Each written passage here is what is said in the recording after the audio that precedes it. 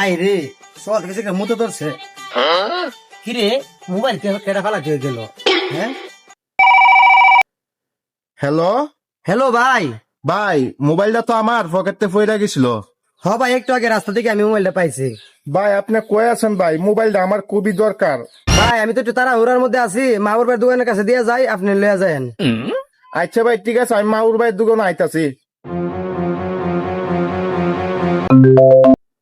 Hello ভাই, আপনার কাছে মনে হয় একজন মোবাইলটা আমার দিয়ে গেছিল।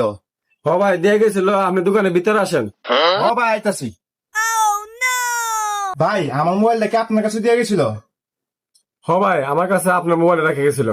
ওহ, কি একটা বাসা যায় বাসলাম ভাই। ভাই মোবাইলটা দেন।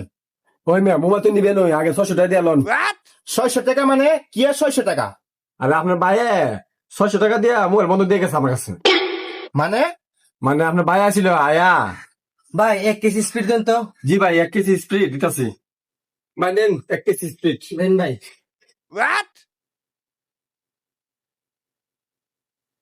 ভাই টাকা তো আনছি না।